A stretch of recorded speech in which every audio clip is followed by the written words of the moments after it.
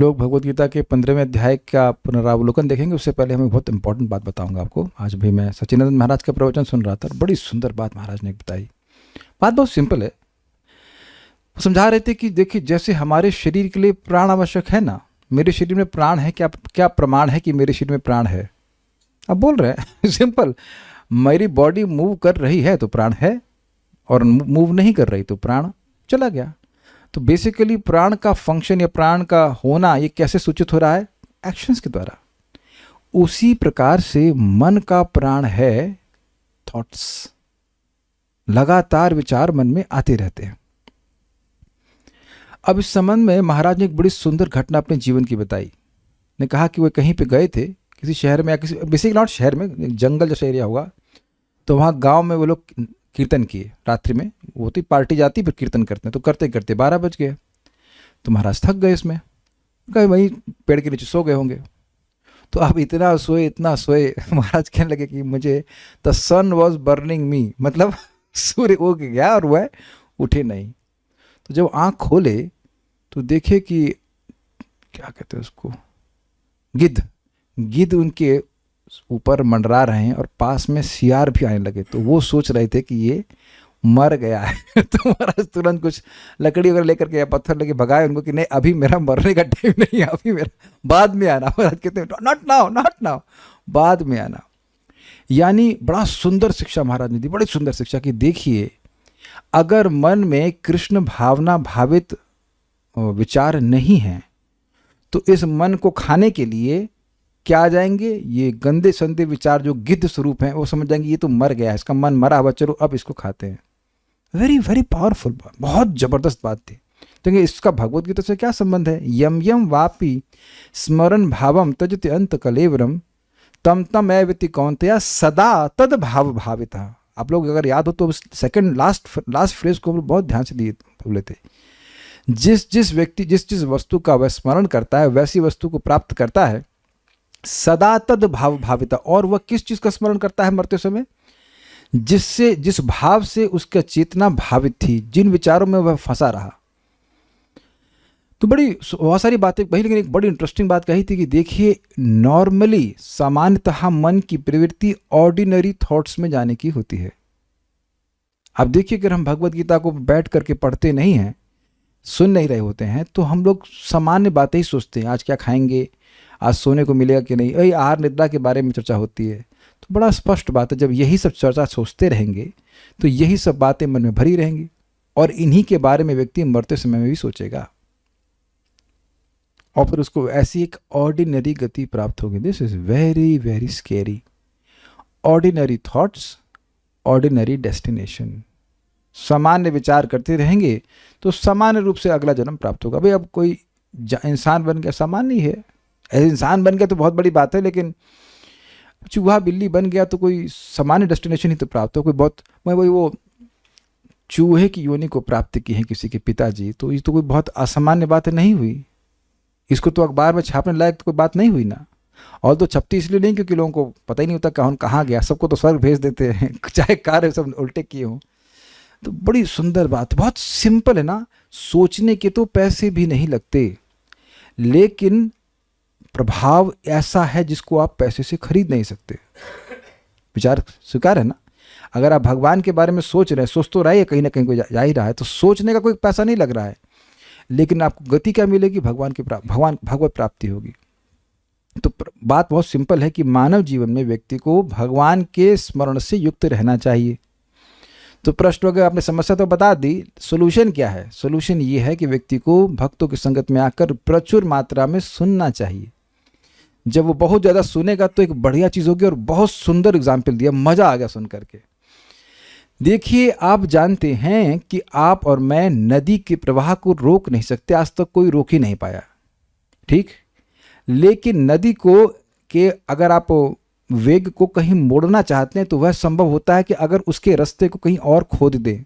आप लोगों ने देखा होगा खेतों में मेड़ बनाते हैं तो कहीं इधर पानी जाता है, कभी उधर पानी जाता है, तो पानी को रोक के नहीं, एक तरफ उसको भले रोक दें लेकिन एक तरफ उसका मेड़ बनाते हैं, उसकी एक डाइवर्जन इज द वर्ड।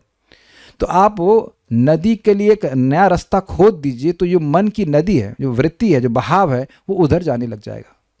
और ये खुदाई करनी क्या है, हमारे मन में ही करनी है, हमारे अंतःकरण में ही खुदाई होती है।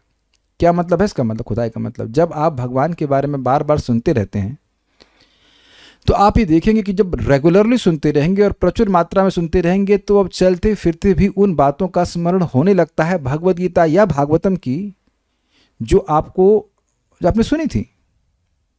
आप मेरी बातें समझ रहे हैं? ये तो समझ क्या रहे हैं, तो आप लोग अनुभव भी कर रहे होंगे। जो ऐसे कोई पहली बार सुनेगा तो उसको ऐसा नहीं होगा, लेकिन जब वो बार बार लगातार व्यक्ति सुनता रहता तो उसके मन में एक एचिंग हो जाती है। एचिंग समझते हैं?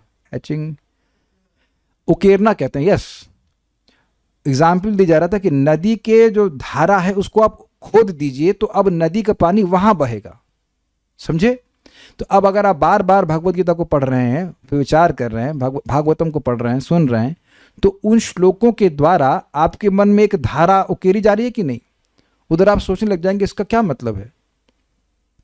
ये इसे कहते हैं मनन। ये अपने आप ही होने लगता है। और समझने का प्रयास कीजिए, जितना मन जा रहा है, मनन, बार बार मन वहां पे जा रहा है, तो सदा तद भाव भावित, हमारा मन कृष्ण भावना से और भरता चला जा रहा है। ये हम खाली थ्योरी में बोल रहे हैं, आप लोग अनुभव भी कर रहे होंगे। मेरे ख्याल से बहुत से लोग अनुभव भी कर रहे होंगे, तभी तो प्रश्न आ जाते हैं, प्रभु पिछले श्लोक में आपने यह बोला, अब इसका क्या मतलब है, इससे क्या लिंक है, ये क्या मतलब है? तो आपको पिछले श्लोक का कुछ बात याद रही। शुरुआत में लगता है कि कुछ याद नहीं रहेगा, लेकिन बार बार सुनने से वो जो एचिंग है वो और गहरी हो जाती है। आप समझ ही रहे हैं एचिंग वाला एग्जाम्पल कितना सिंपल है। आप एक बार खोदोगे तो एक लेवल की डेप्थ आएगी, फिर दोबारा खोदेंगे, उसी कुदाल से खोदेंगे तो और गहरा आएगा, फिर और कुदाल से खोदेंगे तो और गहरा आएगा। ये किसी भी विषय के लिए, जो भी आप चर्चा करते हैं वो आपके चित्त में और गहरा, अंडरस्कोर कर रहा हूं, और गहरा चला जाएगा, तो फिर मन की प्रवृत्ति उधर जाने की होगी। ये बड़ा सुंदर बात है। यानी कि आप समझ गए, मन का वेग कैसा है, नदी की तरह, उसको आप नहीं रोक सकते हैं, लेकिन उसको बिल्कुल उसकी एक गाइड, क्या कहेंगे उसको, पाथ कहेंगे, जो पथ है वो खोद दीजिए बार बार श्रवण के द्वारा। तो फिर व्यक्ति के मन में एक एचिंग हो जाती है, बार बार नाम जप के द्वारा एचिंग हो जाती है। जैसे कि आप सभी लोग सुबह जप ही करना चाहते हैं, कुछ एचिंग हो गई ना, और यह भी अनुभव करते होंगे सुबह जप हो गया तो एक संतुष्टि होती है। यू कैन इमीडिएटली फील कि हाँ हमारा आज माला हुआ है। यू कांट एक्सप्लेन इट, लेकिन जब अगर माला हो गया आपका, स्पेशली एक ब्रेकफास्ट के पहले हो गया, you feel very satisfaction, Krishna is satisfied. ये हर एक छोटा छोटा चीज़ आपके मन में एक एचिंग के रूप में आ रहा है। आप लोग समझ रहे हैं, एक प्रोग्रामिंग कि सुबह उठना है, माला करना है। तो सबके संग तो ऐसी एचिंग नहीं है। एचिंग समझ गए होंगे, कैसे समझाया हो जाए। अब लाइन ड्राइंग नहीं कहेंगे, जैसे मान लीजिए कहीं आप जैसे मट्टी में से हाथ से आप खोदना शब्द कह देंगे, खोद दिया गया है, वो कुरेदना, खोद दिया, या मार्बल पे एचिंग कर देते तो उसमें वो राम लिख दिया जाता है, कुछ भी लिखते, तो वो आप मिटाओगे तो हटेगा नहीं वहां से। Engrave, yes engrave. तो ये जो हम लोग बार बार गीता पढ़ रहे हैं, नाम जप कर रहे हैं, भागवतम सुन रहे हैं, इससे हमारे मन में सुंदर चीज़ों की एचिंग हो रही है, वो है कृष्ण की स्मृति। तो ये बहुत अच्छा लगा हमको, इसलिए इन चीज़ों का बार बार अभ्यास करना चाहिए। चलिए हम लोग अब इस पॉइंट पे आ रहे हैं। 14वें अध्याय में गुणों का वर्णन हुआ और भगवान ने अंत में कहा, माम च यो व्यभिचारेण भक्ति योगे न सेवते सगुणान समति त्येतान ब्रह्म भूयाय कल्पते। जो व्यक्ति मेरी अव्याभिचारी भक्ति में लगता है, वह इन तीनों गुणों से, रजगुण, सतोगुण, तमोगुण से मुक्त होकर के भगवान के पास चला जाता है, निर्गुण हो जाता है। लेकिन देखिए, अव्याभिचारी भक्ति या एकांतिक भक्ति हो ही नहीं सकती जब तक व्यक्ति के हृदय में कुछ वैराग्य न हो।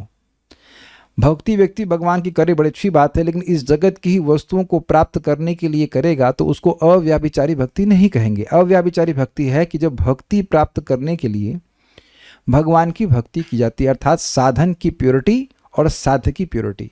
तो जब इस जगत की ही वस्तु में आसक्त है व्यक्ति, तो वो शुद्ध भक्ति का अभ्यास कैसे करेगा? भाई एक बात है कि हृदय का दूषण है, और दूसरा है कि हृदय का दूषण व्यक्ति मिटाना चाहता ही नहीं है। हृदय दूषित है, लेकिन हृदय को वो पवित्र करना चाहता है। वो समझ रहा है कि ये सब चीज़ें मेरे लिए अच्छी नहीं है, तो भगवान की भक्ति करेगा।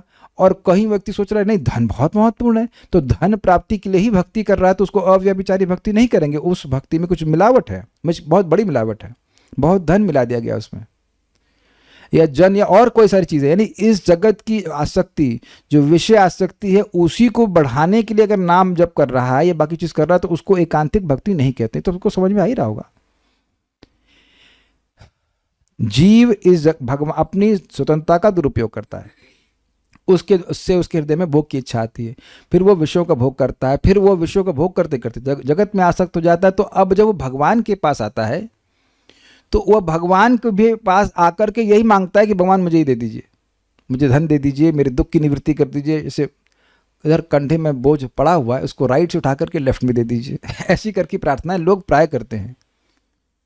क्या है वो, ओम जय जगदीश हरे, कष्ट मिटे तन का सुख, सुख संपत्ति घर आवे, कष्ट मिटे तन का, ये सब बातें बोलते, मैं रहूं यहीं पे, दैट्स होल पॉइंट।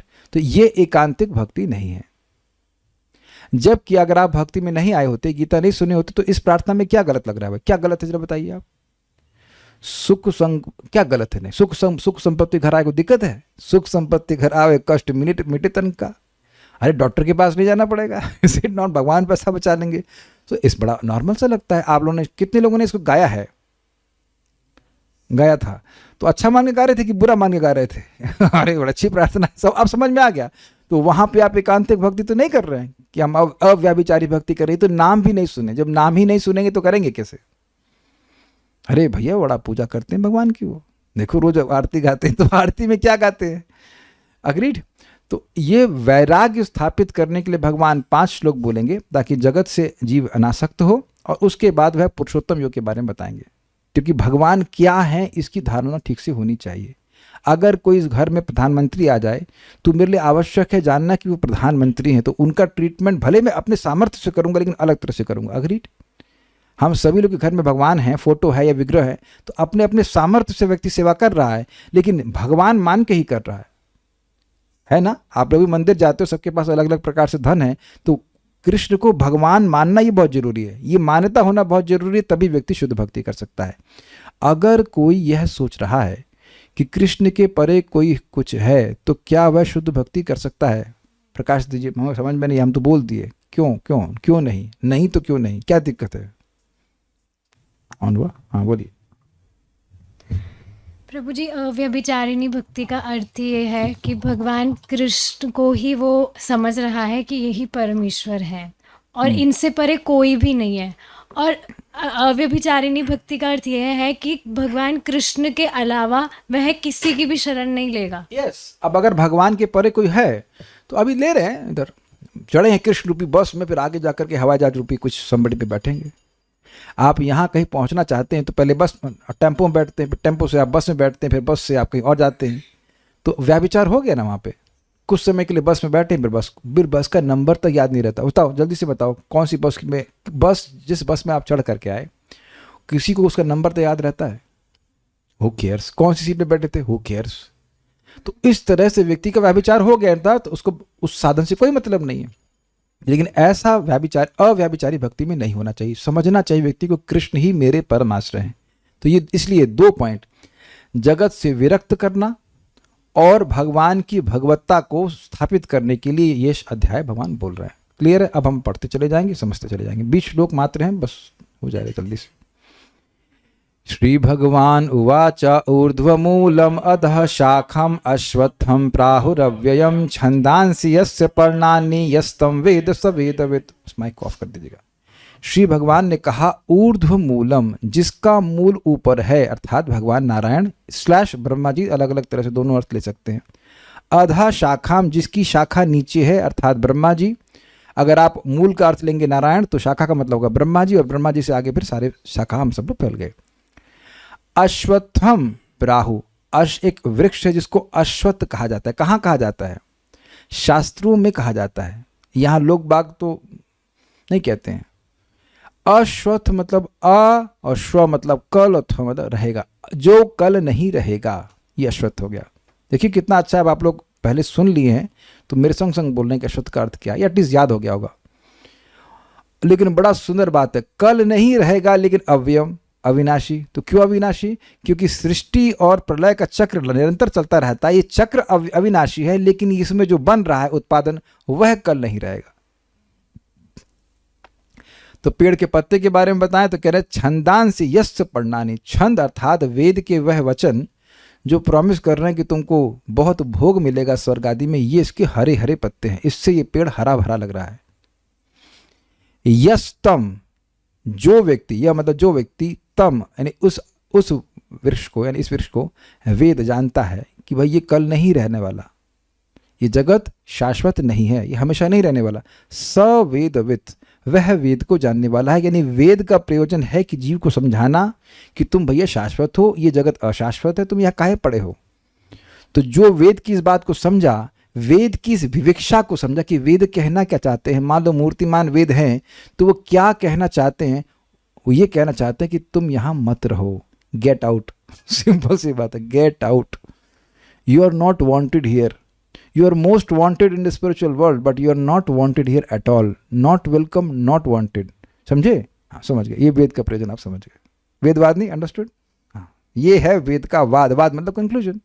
वेदों का कंक्लूजन यह है कि यहाँ से निकलें और भगवान के पास चले जाए। इसीलिए तो इस जगत में दुख मिल रहे हैं। अच्छा उसमें वेद पढ़ के नहीं समझ में आया, अच्छा चलो तो ये देखो पेट में दर्द दे रहा हूँ तो अब समझ में, हाँ अब समझ में आ रहा कि यहाँ जगत रहने लायक नहीं है। एक भक्त बड़े दुखी हुए थे तो हमने कहा, उनको लोगों ने दुखी किया तो हमने कहा अच्छा ये बताइए कि वापस आना चाहते हैं? कहते नहीं नहीं। तो मैंने कहा वो सहायता कर रहे हैं आपकी वो लोग आपकी सहायता कर रहे हैं ये रियलाइजेशन देने के लिए कि दोबारा कभी नहीं आना है।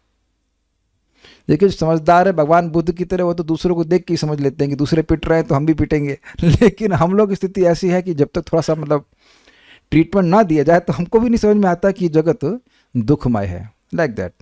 तो ये बात है, वेद को कौन जानता है? जो समझ रहा है कि जगत अशाश्वत है, अशाश्वत है, यहाँ रहने, अगर सुखमय भी लग रहा हो तो भी अशाश्वत है। आज मैं इस पे विचार कर रहा था, देखिए वही बात है, मन में एचिंग थी कि महाराज बता रहे थे कि दुर्योधन जब मर रहा था, तब वह मर रहा था, कभी की पहले की बात होगी, उसने कहा किसी को कि मेरी एक सफलता है जीवन की, मैं कभी बीमार नहीं पड़ा। अब ये बहुत बड़ी सफलता है, सही बात है ना, कभी बीमार नहीं पड़ना। लेकिन बाद में सोच रहा था मैं इस पे, मुझे विरोध में बात आ रही थी कि तुम नहीं बीमार पड़े तो जगत में कौन सा उपकार किए? दुर्योधन जैसा व्यक्ति अगर बीमार नहीं पड़ा तो जगत पे कोई उपकार हुआ? कोई तो उपकार नहीं हुआ, तो काम तो बढ़िया कुछ नहीं किया। यानी कि अगर आप स्वस्थ भी रहे, ठीक है, नहीं दुख प्राप्त किए, और पता नहीं दुर्योधन बहुत वृद्ध होकर भी तो नहीं मरा था, जवान में मर गया, तो भी मरना तो पड़ा ना। यानी कि अगर आप सो कॉल्ड सुखमय जीवन भी जी रहे हैं तब भी तो ये नहीं रहने वाला। मैंने आपको पहले समझाया था, अभी कल ही तो समझा रहा था कि जॉब 4 घंटे का है, लाख रुपए मिल रहा है लेकिन 1 साल के लिए, देन यू बिकम डिटैच्ड। तो जैसे ही ये बात समझ में आती है कि यहाँ की कोई भी वस्तु मेरे लिए शाश्वत नहीं है, किसी के लिए भी शाश्वत नहीं है, तो व्यक्ति वैराग्य को धारण करेगा। इसीलिए भगवान बोल रहे हैं अश्वत्थ वृक्ष। अब आगे वर्णन करते हैं, अधश्चोर्ध्वं प्रसृतास्तस्य शाखा गुण प्रवृद्धा विषय प्रवालाः अधश्च मूलानि अनुसंततानि कर्मानुबंधीनि मनुष्य लोके। अधश्च ऊर्ध्वम, नीचे और ऊपर, नीचे का मतलब हुआ मनुष्य लोक, मनुष्य और निम्न पशु आदि, और ऊर्ध्व मतलब स्वर्ग आदि। प्रसृतास्तस्य शाखा, इस वृक्ष की शाखाएं फैली हुई हैं। जितने भी हम लोग जीव हैं, जितने भी प्राणी दिख रहे हैं, वो सब हम लोग शाखा हैं। और इनको, इनके जड़ को भोजन कैसे मिल रहा है? गुण प्रवृद्धा, गुणों के द्वारा बहुत अच्छे से बढ़ रही हैं। फंडा क्या है? जो पशु योनि है वो किससे, कौन से गुण से प्रवृद्ध हो रहे हैं? तमोगुण से। मनुष्य लोग रजोगुण से और देवता लोग सत्वगुण से। तो सब लोग अलग अलग गुणों का संग कर रहे हैं और शाखा पुष्ट हो रही है। विषय प्रवाला, प्रवाला का अर्थ लिया गया था टहनियाँ, बहुत छोटी छोटी टहनियाँ। और विषय क्या है? इंद्रिय भोग समूह, मतलब रूप रस गंध आदि, ये सब जो है ये इसकी टहनियाँ हैं। अधश्च मूलान्यु अनुसंततानि, अधश्च मुख्य मूल है ब्रह्मा जी, अगर एक अंडरस्टैंडिंग ले लें, ऊर्ध्व मूलम कहा गया था। लेकिन जो इसकी अन्य मूल हैं, यानी सेकेंडरी रूट्स हैं, उनको अनुसंततानि शब्द से कहा गया है। मूला अनुसंततानि, अन्य जो मूल हैं वह अधश्च, यानी कि नीचे भी हैं और ऊपर भी हैं, यानी देवताओं। और वो हैं क्या? वो हैं भोग की इच्छा। भोग की इच्छा ये स्वर्ग के लोगों में भी है और मनुष्य लोगों में भी है। और ये कर्मानुबंधी मनुष्य लोग के, मनुष्य में लोगों को कर्म के अनुबंध में लगा रही है। ये बड़ा अच्छा पॉइंट था कोई व्यक्ति भोग इच्छा से जो भी खाना पीना छूना जो कुछ देखने के लिए वह यज्ञ करता है और कहाँ पहुँचता है, स्वर्ग में। अब स्वर्ग में खूब खाने पीने को मिलता है, जो भी कुछ मिलता है उसको, वहाँ उसको आगे बढ़ने नहीं दिया था, केवल गिरने, मतलब पुण्य जो है क्षीण होते हैं। अब वह भोग भोग करके जब यहाँ आया तो सुधरा थोड़ी ना वो, उसके अंदर वही भोग वासना, वही संस्कार, वही एचिंग जो मैंने क्लास की शुरुआत में बोला, वो मन में पड़ी हुई है, तो फिर उसमें वैसे ही प्रवृत्त होगा, तो फिर वैसे ही कर्मों का अनुबंध, अनुबंध मतलब निरंतर बंधन लगता चला जाएगा। ये निरंतर बंधन समझे आप, यहाँ यज्ञ किया स्वर्ग जाया, स्वर्ग के से मैं भोग भाग के आया, भोग के और भाग के आया ना, गिर के आया, और फिर यही वही काम चालू, यही बात होती है। आप देखो कि लाइक से हम लोग, अपना एग्जाम्पल दे रहा हूँ, हम लोग गए थे वैष्णो देवी, 97 की बात कर रहा हूँ, नॉट इन डिवोशनल लाइफ, बहुत छोटे थे। तो वहाँ जाके क्या मन में आ रहा है, अरे वहाँ यार ये राजमा छोला बड़ा अच्छा मिलता है, तो राजमा चावल। तो बहुतों को तो यही याद आया कि वैष्णो देवी में उस प्राय सभी दुकानों में राजमा चावल अच्छा लगता है। तो अब तुम वैष्णो देवी दर्शन करने गए कि राजमा चावल खाने के लिए गए? अब हम, मेरे ख्याल से इसमें बहुत सारे पार्टी होगी ऐसे, मतलब बहुत से लोग ऐसे होंगे जो वैष्णो देवी के बारे में कम बात करेंगे। अरे यार वो क्या गुलशन कुमार जी का वहाँ पे जो चलता है ना हलवा, अरे घी टपक रहा था। हम अपनी बात कर रहे, यही सब बातें कर रहे थे, वैष्णो देवी के सामने तो 5 सेकंड रुकने को मिला मैक्सिमम, और कुछ समझ में भी नहीं आया कि क्या है, बच्चे को क्या समझ में आएगा, लेकिन हलवा समझ में आता है, भाई हलवा बड़ा अच्छा तो वही सब बातें, कोई ज्ञान तो प्राप्त हुआ नहीं वहाँ पे। तो अब देख, मैं समझा पा रहा हूँ, मतलब कहीं पे भी आदमी जा रहा है, चाहे कहीं जाए, वो काम वही करेगा जो उसको करना यहाँ पे है, वही उसमें उसका बंधन लगा हुआ है। प्रभुपाद ने, नहीं प्रभुपाद से किसी ने कहा कि हम लोग चंद्रमा में गए, तो कहते वहाँ क्या करोगे जाकर, कहते कॉलोनी बनाएंगे। तो कह रहे कॉलोनी में तुम करते क्या हो, सोते हो यहाँ पे वहाँ भी जाके तुम सोने ही वाले हो, तो इतना मेहनत क्यों करते हो? सो इट्स वेरी अमेजिंग कि a person even if appears to be doing great things, he has only 4 things in mind, आहार निद्रा भय मैथुन, इसी को कैसे करना है यही बात सोचता है, उससे बाहर वो सोच ही नहीं पाता है। तो जो कार्य वो यहाँ खा रहा है, करे यार यहाँ पेट भर जाता है, स्वर्ग में जाके खाऊंगा, वहाँ तो पेट भरने का सिस्टम ही नहीं, जितना चाहो उतना खाओ, वहाँ पहुँच गया, वहाँ खूब खाया पिया, फिर वापस आ गया, फिर वही काम करेगा। तो ये कर्म का बंधन मनुष्य लोक में लगता है, क्योंकि कर्म जो है व्यक्ति मनुष्य लोक में अर्जित करता है। पूछना कुछ चाहते हैं? Yes, speak in the mike. प्रभु जी, स्वर्ग से भोग भोग के आता है तो उसके संस्कार और ज़्यादा प्रबल हो जाते हैं, उतने ही रहते हैं जितने पिछले जीवन में? आपका जो प्रश्न है उसका उत्तर तो मुझे उसी डायरेक्शन में जा रहा है कि भाई जितना व्यक्ति भोग करेगा उसकी एचिंग और स्ट्रांग हो जाएगी। देखिए सिंपल सी बात है, पॉजिटिव वे में समझिए, जो व्यक्ति परोपकार कर रहा होता है, वो परोपकार करते करते उसकी ऐसी ऐसी एचिंग हो जाती है कि वो परोपकार के बिना रह नहीं सकता। दानी लोग देखिए दान करते तो उनको खुजली होती है कि कुछ आज दान किया नहीं। ऐसे जो लोभी है तो वो जितना लोभ के कार्य में प्रवृत्त होगा, उसको वो जो इम्प्रेशन है वो करने का वो और बढ़ जाएगा। तो उस हिसाब से तो यही समझ रहे हैं कि वो और अधिक जो है भोग भोग के आए हैं, तो उसको और मतलब कन्विक्शन स्ट्रांग हो जाता है कि भाई यही करना है। इस बात को भगवान ने पहले हिंट किया है, गतागतम काम कामा लभंते।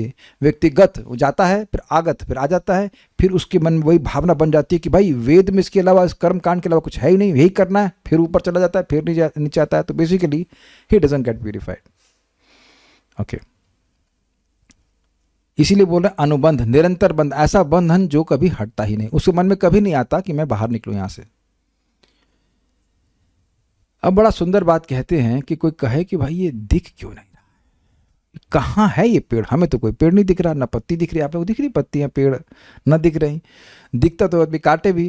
तो कह रहे हैं न रूपमस्येह ततोपलभ्यते नान्तो न चादिर न च संप्रतिष्ठा अश्वत्थमेनं सुविरूढ़ मूलम असंग शस्त्रेण दृढ़ेन छित्त्वा न रूपम अस्य इह।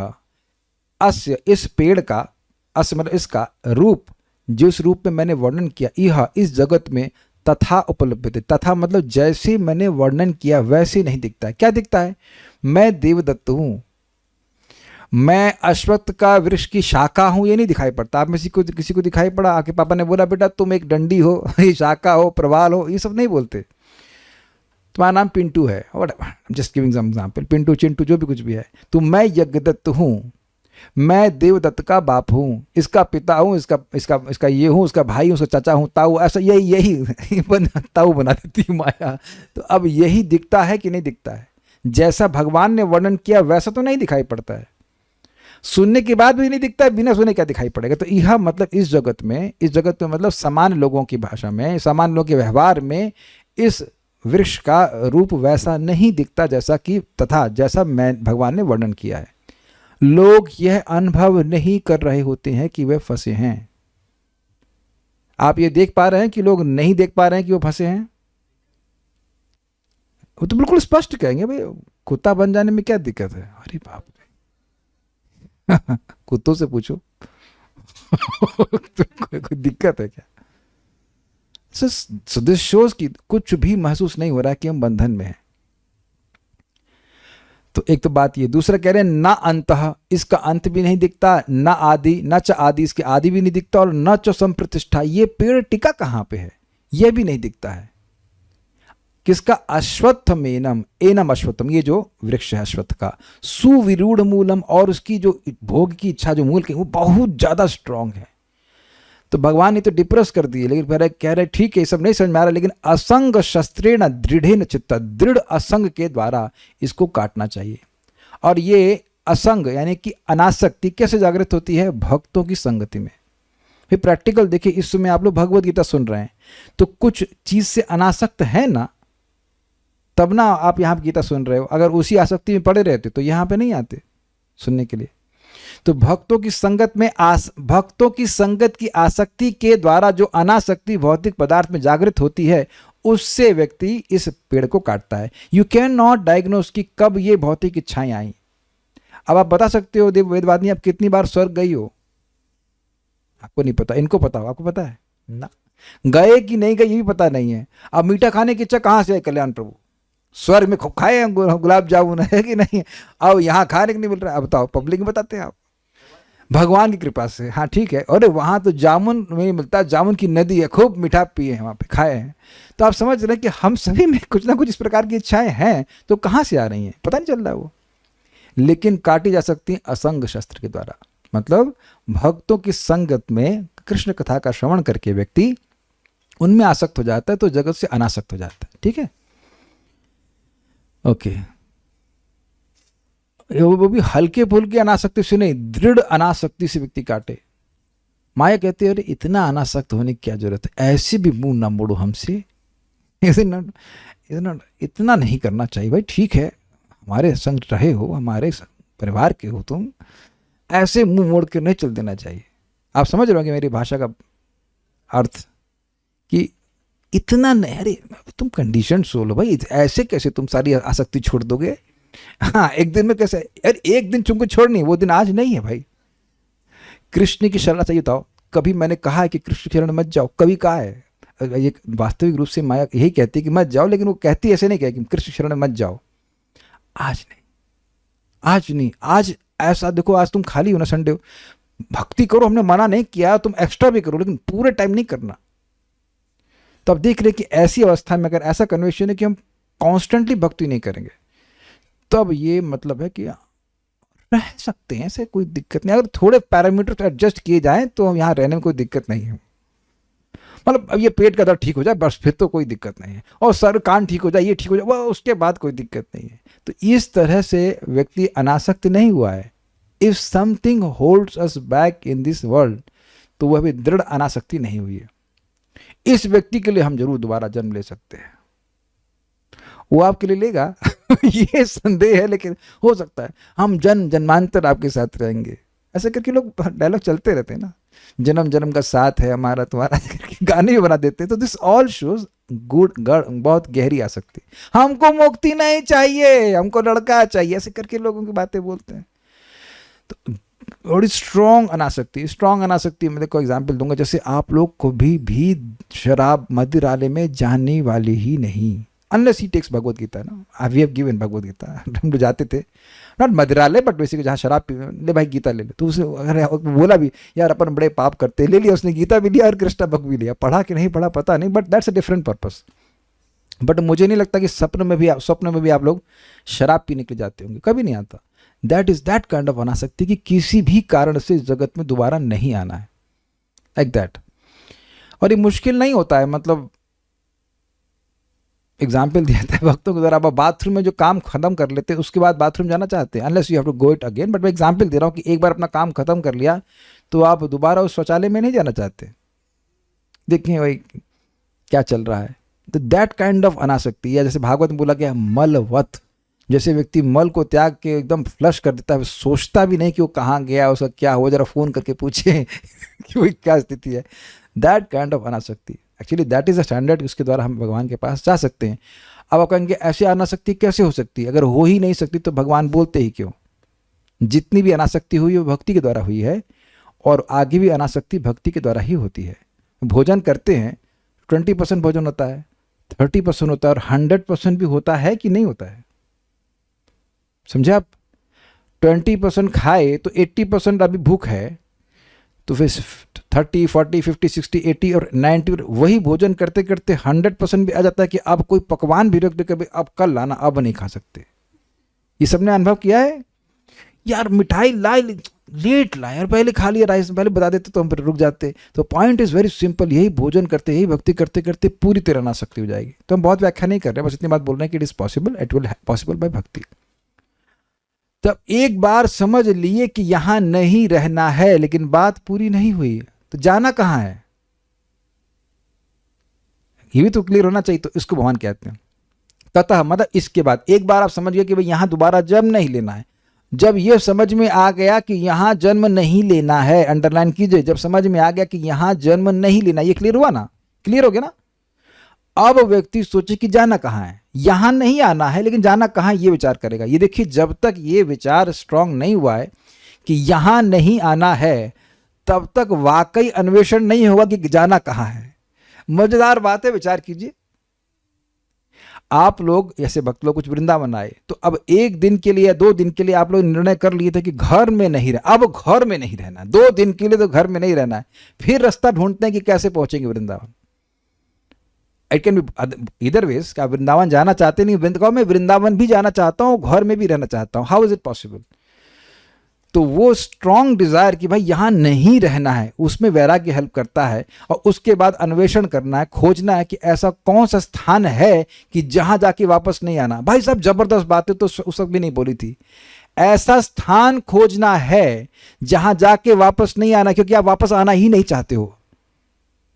Is it not amazing?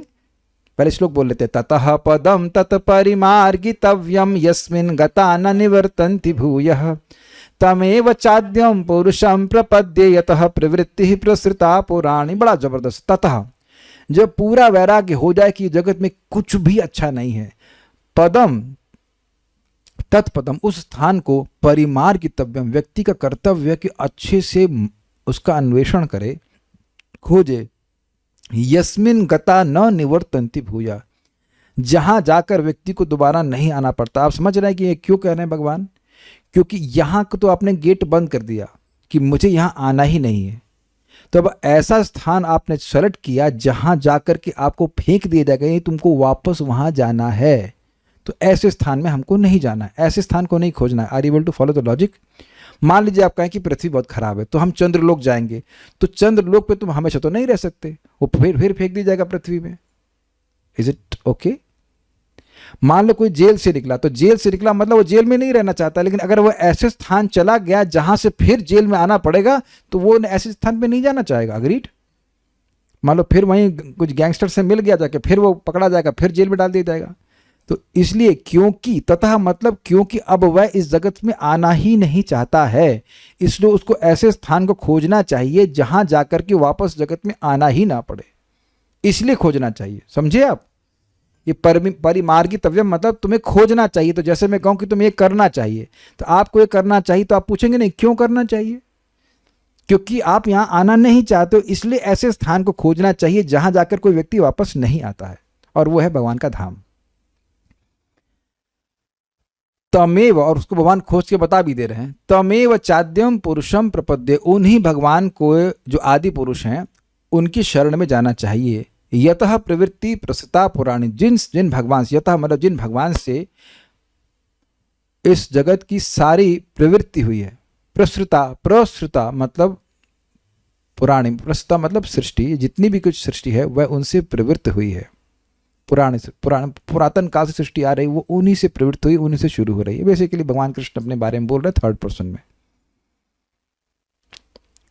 तो कौन है? वही भगवान श्री कृष्ण का वर्णन तो हो चुका है, हम सर्वस्व प्रभव इत्यादि से, उन्हीं भगवान की शरण हमको लेनी चाहिए। एक प्रश्न हुआ कि आपकी शरण लेकर के कौन वो जीव हैं, क्या कैसी योग्यता वाले जीव आपकी प्राप्ति करते हैं? उस स्थान की प्राप्ति कौन करता है जहां जाके कोई व्यक्ति वापस नहीं आता? तो उस योग्यता का वर्णन कर रहे हैं। निर्माण मोह जित संग दोषा अध्यात्म नित्या विनिवृत्त कामः द्वंद्वैर विमुक्ताः सुख दुख संगैर गच्छन्त्य मूढ़ाः पदमव्ययम् तत्।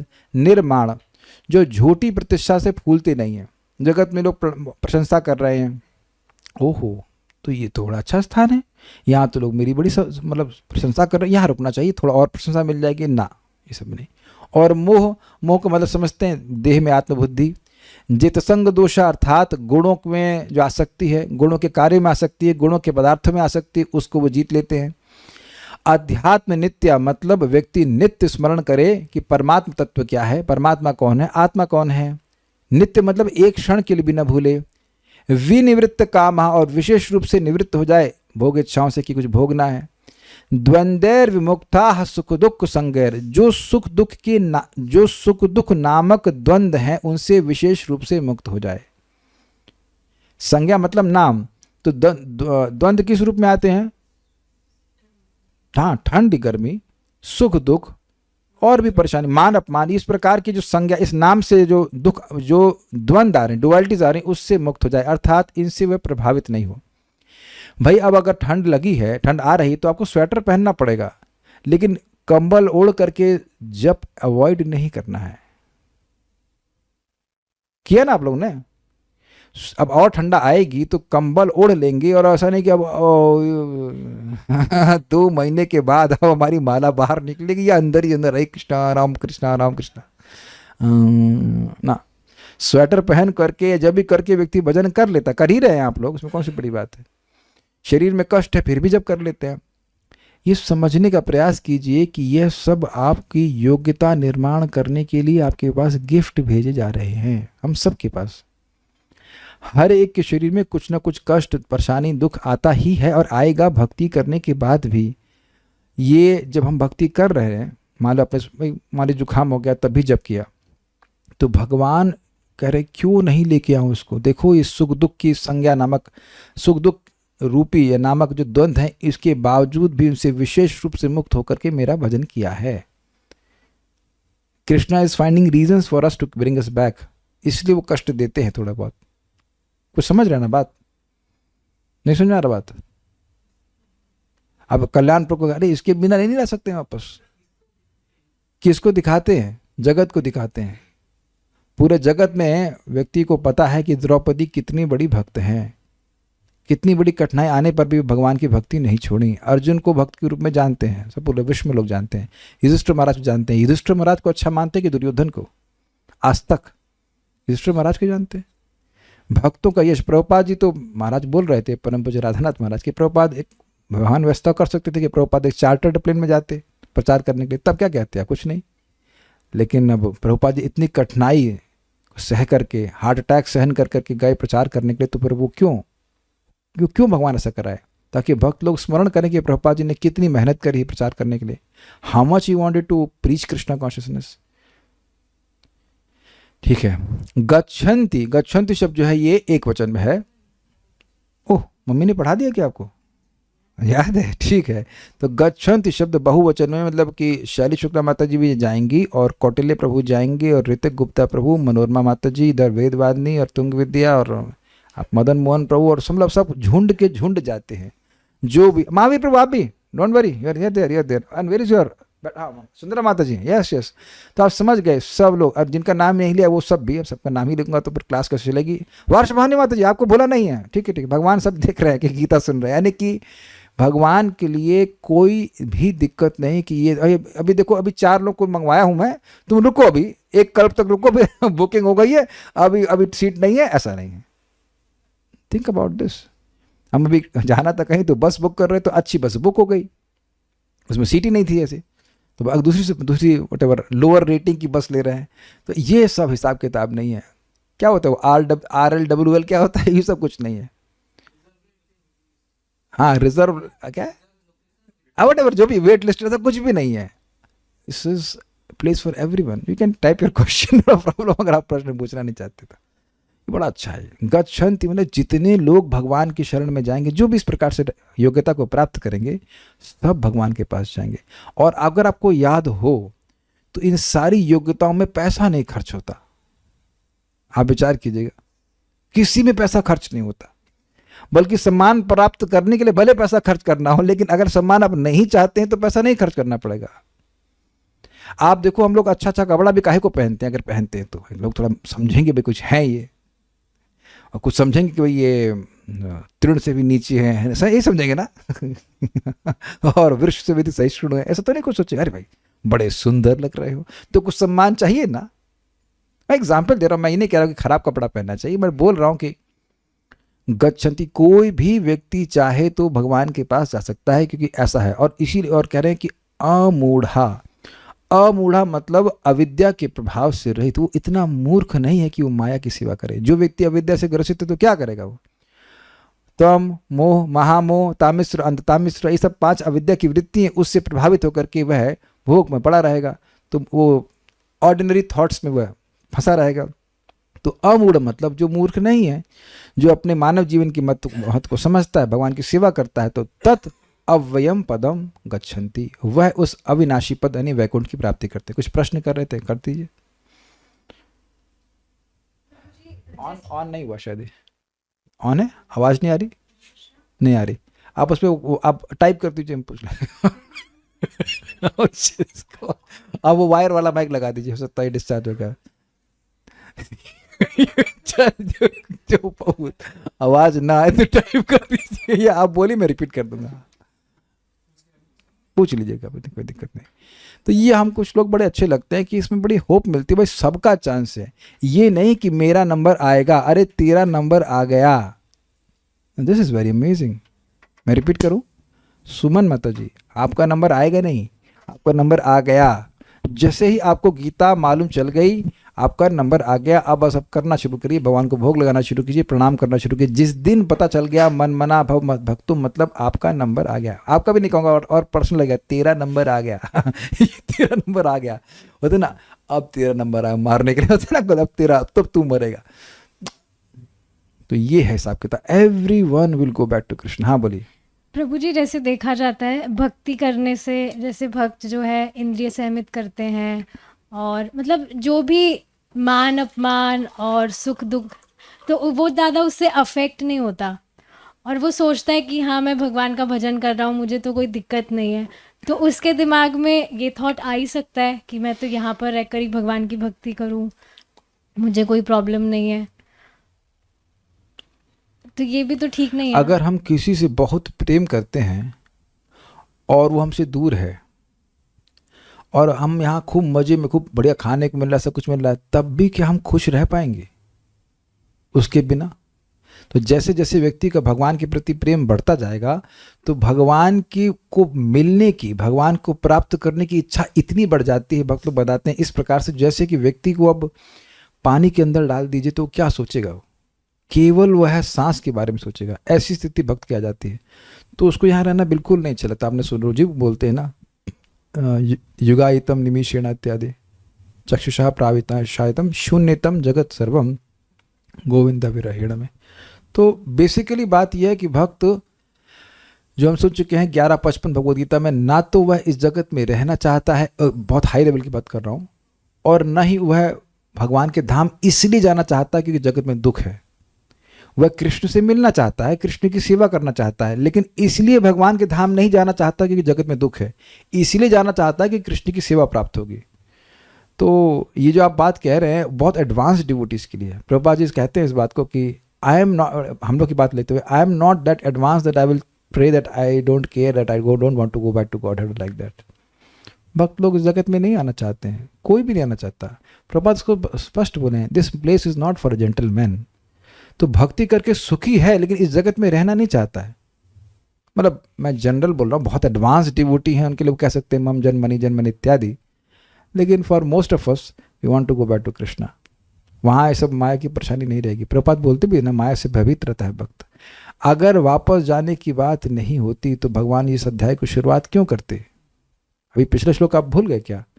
ततः पदम यस्मिन गता न निवर्तन्ति भूय, दोबारा वहाँ जाकर दोबारा इस जगत में कभी नहीं आना पड़े। तो भगवान नहीं चाहते कि हम यहाँ पे आए।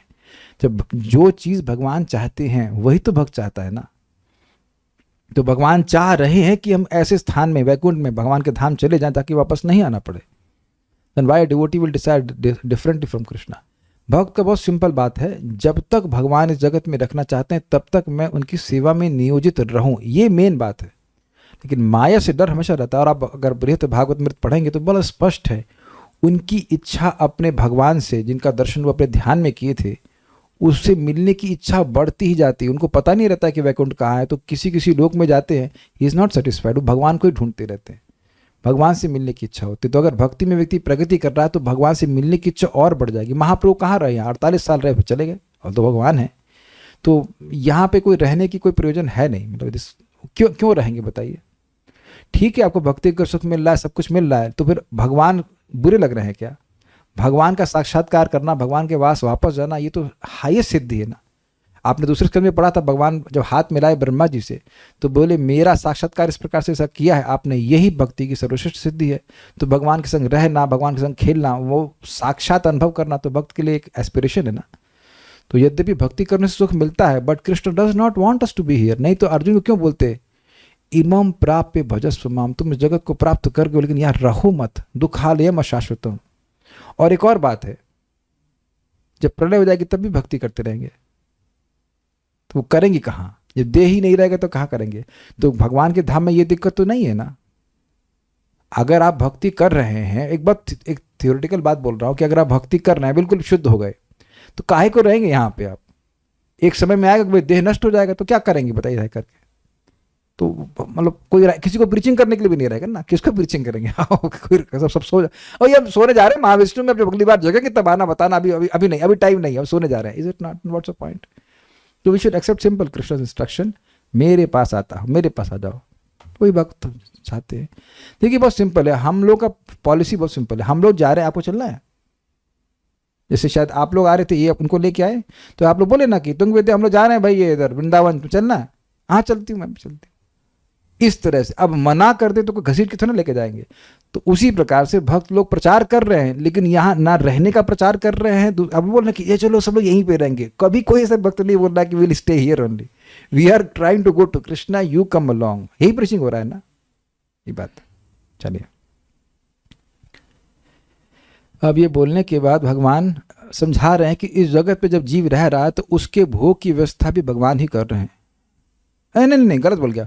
वो स्थान के बारे में बता रहे हैं कि जहाँ जाकर कोई व्यक्ति वापस नहीं आता। न तद्भासयते सूर्यो न शशांको न पावकः यद गत्वा न निवर्तन्ते तद्धाम परमं मम। तो बड़ा स्पष्ट है, वहाँ सूर्य का प्रकाश की जरूरत नहीं है, शशांक मतलब चंद्रमा की जरूरत भी नहीं है, और अग्नि, पावक मतलब अग्नि की जरूरत भी नहीं है।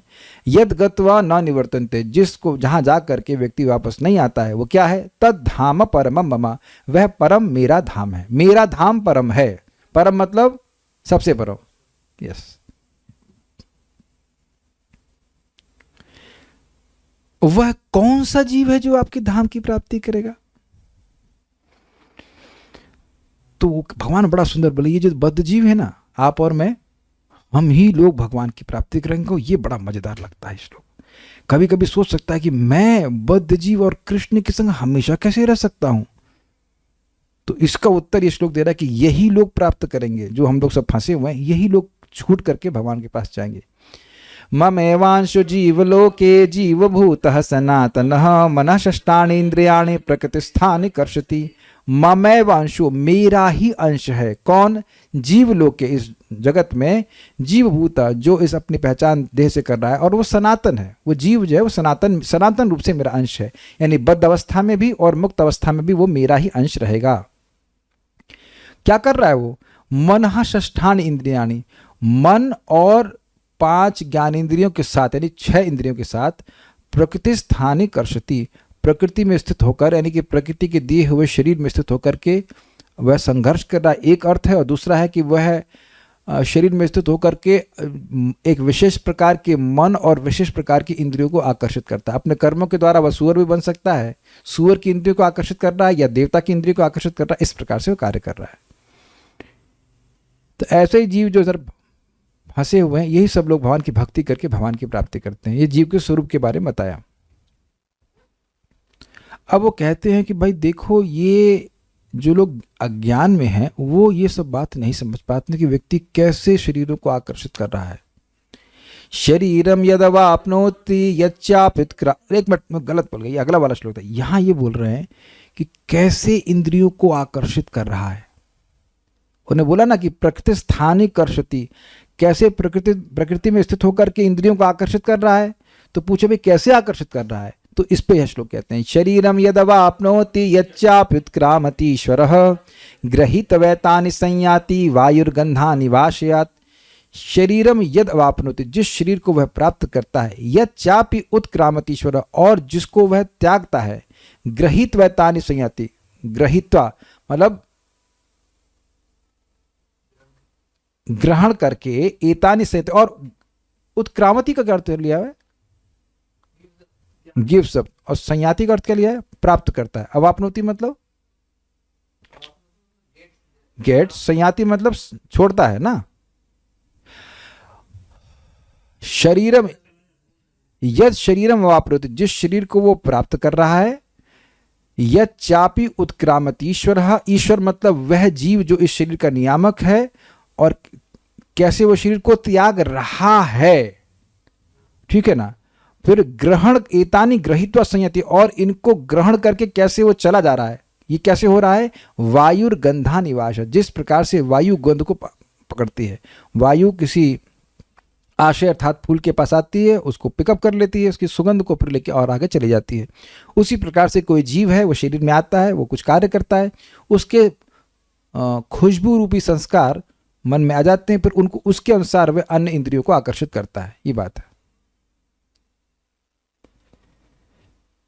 कैसे करता है, श्रोत्रम चक्षुस्पर्शनम च रसनम घ्राणमेव च अधिष्ठाय मनश्चायम विषयानुपसेवते। श्रोत्र मतलब सुनना, चक्षु मतलब देखना, स्पर्श मतलब छूना, रसनम मतलब चखना, और घ्राण मतलब सूंघना, एव च मतलब इससे च मतलब कर्मेंद्रियों को सारा जोड़ लीजिएगा, इसमें प्राण भी जोड़ लीजिएगा, पान अपान सब जोड़ लीजिएगा, सब जोड़ लीजिए, जितना जोड़ना चाहे वो सब जोड़ लीजिए, सब मतलब इसी में व्यापार कर रहा है व्यक्ति। अधिष्ठाया मनश्चायम, इनको अधिष्ठित करके और मन के द्वारा विषयों का वह सेवन करता है ना, ये बात है। अब कह रहे हैं कि भाई ये सब हो रहा है, लेकिन जो मूर्ख लोग हैं वह नहीं देख पाते, और जो जिनके ज्ञान ही चक्षु हैं वह देख पाते हैं। उत्क्रामंतम स्थितम वापि भुंजानाम वा गुणान्वितम विमूढ़ानानुपश्यन्ति पश्यन्ति ज्ञान चक्षुषः। उत्क्रामंतम शरीर छोड़ते हुए, स्थितम वापि या उसमें स्थित रहते हुए, भुंजानाम वा गुणान्वितम या गुणों से युक्त जो भोग हैं उनको भोगते हुए जैसे जीव ऐसे रह रहा है। विमूढ़ा ना अनुपश्यन्ति, जो विशेष रूप से मूर्ख है उनको नहीं दिखाई पड़ता है। दिख रहा है कि देह परिवर्तित हो गया है, लेकिन वो नहीं समझ पाते कि देह से अलग हम जीवात्मा है। तो कौन देख पाते हैं, पश्यन्ति ज्ञान चक्षुषा, जिनके ज्ञान ही चक्षु हैं, जो ज्ञान से ही देखते हैं, जो आंख से नहीं देखते। ज्ञान चक्षुषा का अर्थ लिया गया था श्रीधर स्वामी के द्वारा, ज्ञान ही ज्ञानेव चक्षुषा, यस्य जिसके ज्ञान ही चक्षु हैं। जैसे नहीं, ज्ञान रूपी चक्षु नहीं, वो तो ठीक है, ज्ञान ही चक्षु हैं, मतलब ज्ञान रूपी चक्षु कह सकते हैं, लेकिन अर्थ और क्लियर होता है जब आप ये कहते हो कि ज्ञान ही चक्षु है। जैसे अब अगर मैं गॉगल्स पहन लूँ तो मुझे काला काला क्यों दिखेगा, क्योंकि मेरे गॉगल्स ही मेरे चक्षु हैं। गॉगल्स ही होता है ना, गॉगल्स बोलते काला काला चश्मा होता है, तो गॉगल्स ही चश्मे हैं, आंखें हैं, उन्हीं के द्वारा मैं देख रहा हूँ। I don't see left right, I can only see black. ना समझ में आ रहा तो हेलमेट पहन लीजिए जो ब्लैक वाला होता है, तो अब वो ब्लैक ही ब्लैक दिखेगा उससे। तो वो जो देखने का माध्यम है वो ब्लैक शीशा ही है। उसी तरह से जो देखने का, जगत को देखने का तरीका है वो केवल है ज्ञान। ये बच्ची भूखी होगी, आप लोग बड़ा क्रूर है भाई, कुछ खिला देना चाहिए। अरे भाई हमको दया आ रही है, अगली बार बेचारी आएगी नहीं, कहती हैं क्लास सुनवाते रहते हैं, भेड़ क्या कहते हैं, गीता से पेट थोड़ा भरता है, कुछ तो दाल चावल कुछ तो खिला दे, हैं कुछ खिलाया, ठीक है। उनको भी देवी तो देखिए, उनका मुंह सूख गया बेचारे का, पानी कुछ आत्मा के स्तर पर ले आए सीधे आप वो बेचारे प्रभु जी तो भागी गए लेकिन कुछ खिला ही नहीं रहा, केवल खाली अमृत पिला रहा है, कुछ खिला नहीं रहा है। विदुर समझ रखा है क्या चलिए कोई नहीं, जल्दी पूरा करने का प्रयास करते हैं। पश्चात इतना टॉर्चर तो हमको भी नहीं किया गया जब हम नहीं आए थे तो तुरंत सबसे पहले 9 बजे खाना खिलाओ, उसके बाद कुछ बात बताओ। एनीवेज, पश्चंत ज्ञान चक्षुषा, हम भी ज्ञान इसीलिए बोल पा रहे हैं कि प्रसाद खा के आए चलो ठीक है। तो कोई देख पाएगा क्या, प्रश्न है, कोई देख भी पाएगा? तो कह रहे यतन्तो योगिनश्चैनं पश्यन्तात्मन्यवस्थितं यतन्तप्यकृतात्मानो नैनं पश्यन्त चेतसा। यतन्तो योगिनश्चैनं, जो यत्नवान है, योगी हैं, जो योग में यत्नवान है, वो एनम पश्यन्ति, वही सब देखते हैं कि कैसे आत्मा चेंज हो रहा है। कहाँ देखते हैं? आत्मन्य अवस्थितम, आत्मा में ही अवस्थित देखते हैं, मतलब शरीर में देख रहे हैं कि आत्मा है, कैसे शरीर छोड़ रहा है, सब देखते हैं। यत्न करने पर अपने हृदय को पवित्र करके योगीजन देख पाते हैं सब। लेकिन यतन्तप्य अकृतात्माना, अकृतात्माना मतलब जिसका आत्मा अर्थात मन पवित्र नहीं हुआ है, अभी पका नहीं है, ठीक नहीं हुआ है, तो यत्न करने पर भी न एनम पश्यन्ति अचेतसा, क्योंकि वे चेतना से रहित हैं, शुद्ध चेतना नहीं है, इसलिए वो देख ही नहीं पाते हैं कि ये देह को आत्मा छोड़ा। कल ही एक व्यक्ति बोल रहे थे कि नानी मर गई, बड़े परेशान, डिप्रेस, और ये तो अब चेतना नहीं है, शास्त्र नहीं सुन रहे हैं, तो वो समझ भी नहीं पा रहे हैं कि केवल ट्रांसफर हो गया। खुद बोल रहे हैं कि नानी चली गई, तो चली गई ना, मरी तो नहीं ना, तुम खुद तो बोलो चली गई, तो नानी तुम्हारे घर से तो बहुत बार गई थी, तब तो नहीं रोई, और अब चली गई तो तुम रो रही हो। इतना एकदम किंग कर्तव्य विमूढ़ हो गई कि पता नहीं कहाँ चली गई इत्यादि इत्यादि। बहुत बार मालूम, अब यहाँ पे भक्त लोग जो आए हैं, आप लोग जो बाहर जाओगे तो क्या मुझे मालूम रहेगा कि आप कहाँ गए? तो मैं रोता तो नहीं ना,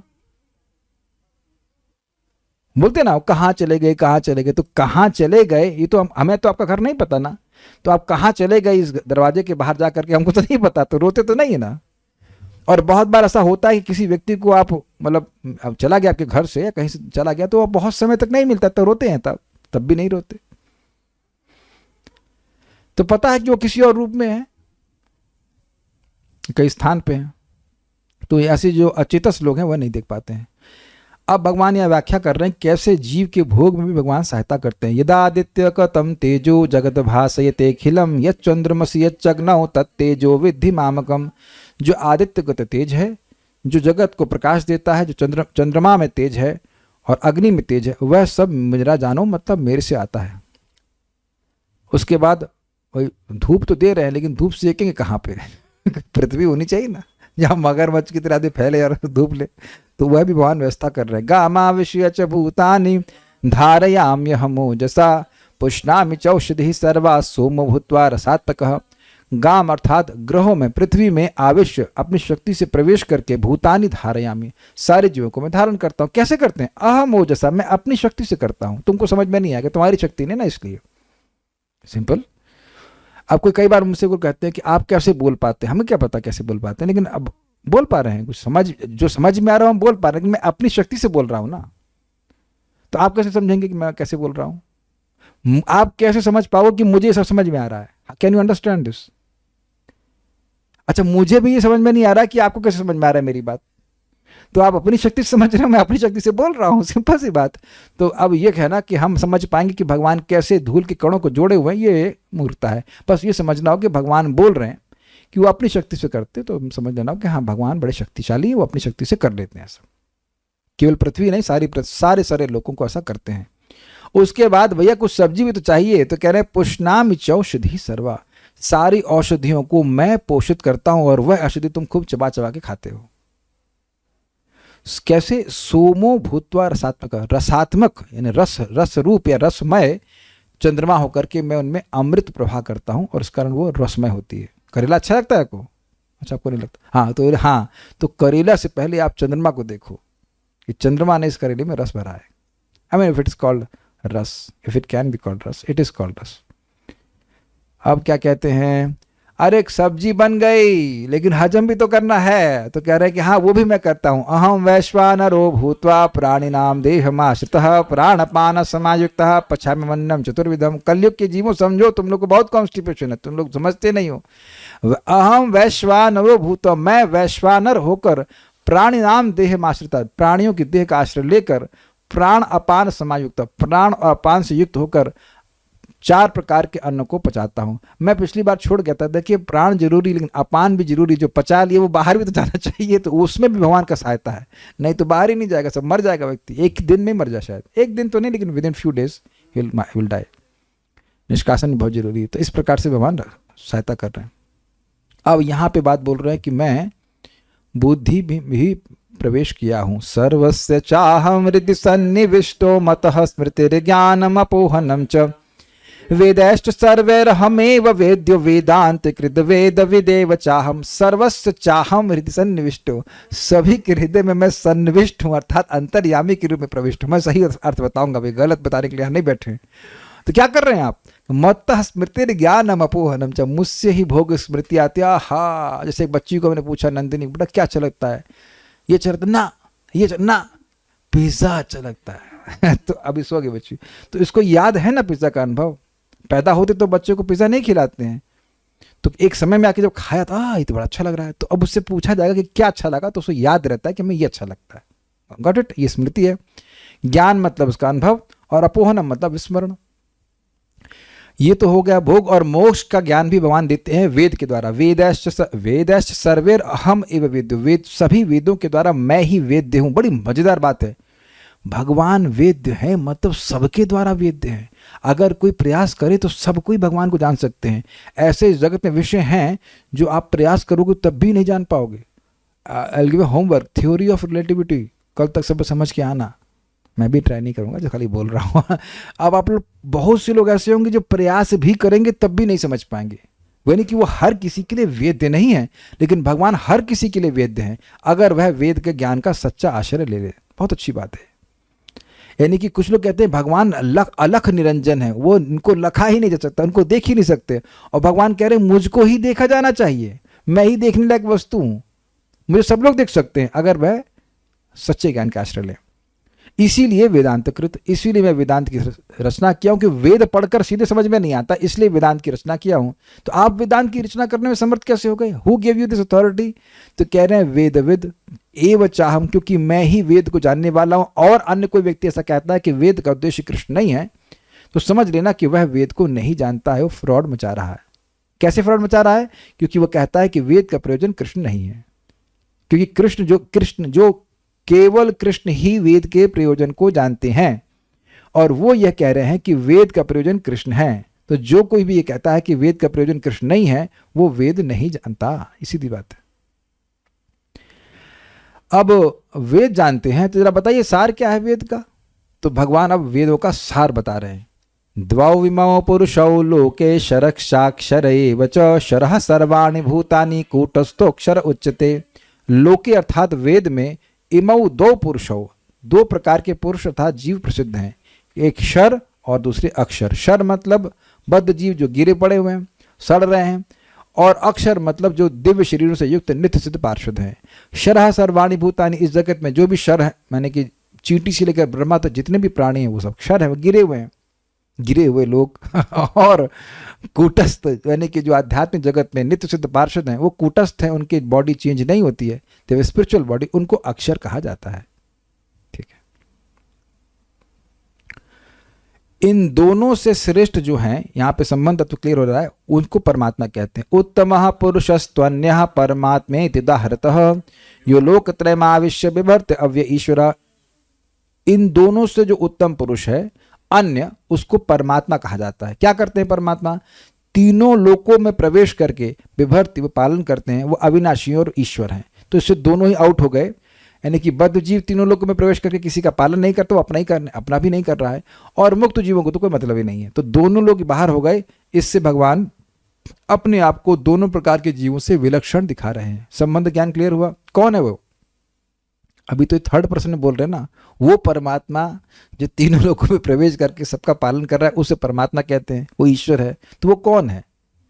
तो ये प्रश्न अगर कोई करे तो कहते हैं कि यस्मात् अक्षरमतीतो हम अक्षरादपि चोत्तमः अतोस्मि लोके वेदे च प्रतितः पुरुषोत्तमा। यस्मात् क्योंकि अहम क्षरम अतीतो, क्योंकि मैं सारे बद्ध जीवों से परे हूँ, अक्षरादपि और अक्षर यानी कि नित्य सिद्ध पार्षदों से भी श्रेष्ठ हूँ, मतलब बेसिकली नित्य सिद्ध जीवों से भी श्रेष्ठ हूँ, उत्तमो अतोस्मि लोके वेदजा, इसलिए लोक अर्थात पुराण में और वेद अर्थात वेद में मुझको ही पुरुषोत्तम कहा जाता है। क्लियर है? पुरुषोत्तम कौन है? भगवान श्री कृष्ण है।